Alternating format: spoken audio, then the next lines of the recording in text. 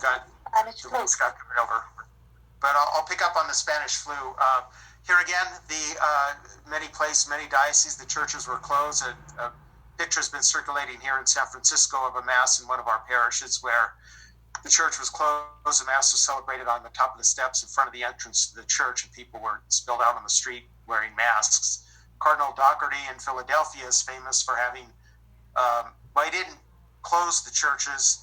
Technically, he left them open, but he used them as makeshift hospitals and asked all of the nuns in the archdiocese who were not cloistered to serve as nurses to staff these makeshift hospitals. That's continuing to this day here in San Francisco. Catholic Charities is on the front lines caring for the homeless. The homeless are still on the street. A lot of efforts are being made to shelter them, but there's still a lot of homeless on the street. Others have abandoned them. Catholic Charities are the only ones left who are giving them food and providing the transportation that they need. So we are in this temporary period where we've had to close masses to the public, but I made sure to get the message out to our people that Mass is not canceled. We're still having Mass. I asked the priests to celebrate Mass every day in their parish church with the server present, and those parishes that could do so, that they would live stream the Mass so people could at least follow the Mass remotely.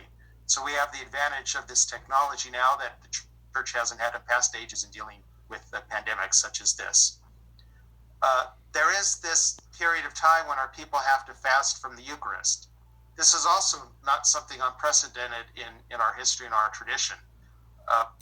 There's been this discipline going back to ancient times in the church. Monks in the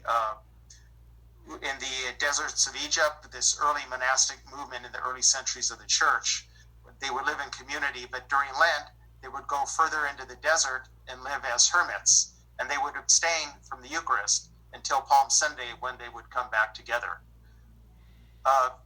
Pope Benedict the 16th, and as Cardinal Ratzinger wrote a book about this, he spoke about St. Augustine excommunicated himself, so to speak, at the end of his life, depriving himself of the Eucharist as an act of repentance to prepare for his final communion. And he even speaks about how at these very large masses, it could be a greater sign of reverence not to give communion to everyone because of the dignity that the sacrament deserves. Pope Pius X, as I'm sure many of you know, was the Pope in the early 20th century who was encouraging more frequent communion. That was unusual. People would rarely receive communion. People nowadays might not understand that, but it's because the church had the understanding that you have to be in a state of grace. You have to be living your life in a certain way, frequenting confession and living a virtuous life to be in a disposition to receive communion. So in doing so, what he was really doing was encouraging Catholics to take their faith more seriously and try to live a more virtuous life of holiness. So we are now in a situation where the government is giving us orders about what is essential and what is not, and what can open up for business and what can't. Now, I know this is going to seem very audacious that I would dare to offer some thoughts on this in the presence of one of the greatest minds on religious liberty here on this Zoom conference, but I have shared these ideas with him, so I think I'm on safe ground. He could just go a lot deeper with it. But in thinking about the First Amendment, there's the non-establishment clause, the free exercise clause. The point of it really is that the church and the state stay out of each other's business. So the church has authority for the religious realm and the state for the secular realm. It kind of reflects something in our church tradition, in theory of state-church theory, called the perfect society, which is largely misunderstood. The origins go back early, but it was really developed after the Council of Trent in the Age of the Enlightenment, the entrance of the church into the modern era, so to speak. But perfect society doesn't mean perfect in the sense of morally flawless or never making a mistake. It means perfect in the sense of complete. So the church is a perfect society in the sense that it has all of the means it needs to attain its end. It's not a subsidiary society dependent on another society.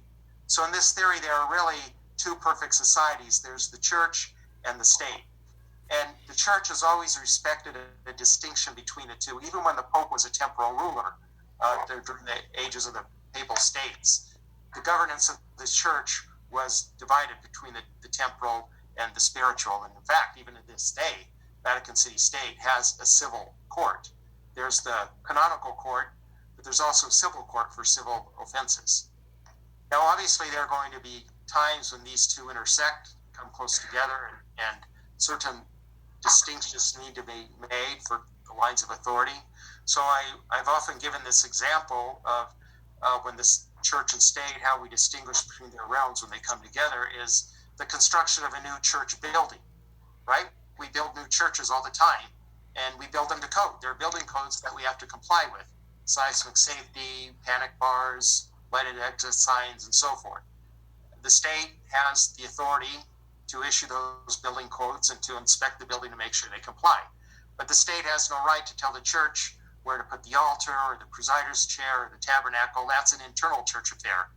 Admittedly, it's something we fight about a lot, but it's something internal to the church. The state would not intrude there. So that's an example of how we kind of need to make these distinctions.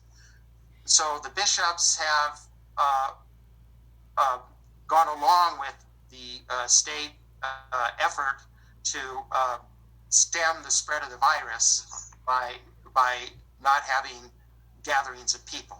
And so that's why we've closed the churches to public Mass, but as I said, we continue to celebrate the Mass.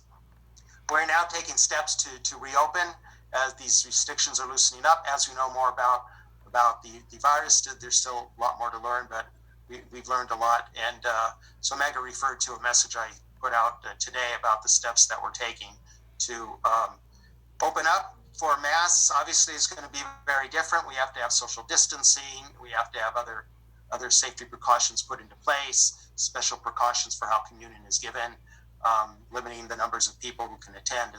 Hopefully, we'll be able to multiply the Masses to accommodate as many people as possible. So we're beginning to make those efforts. The attitude of the bishops here in California, we're meeting every week by Zoom to discuss this. We want to work in sync with the government authorities and their guidance on what we need to do to keep our people safe, but while recognizing that we have our own authority for our own people and our own religious realm.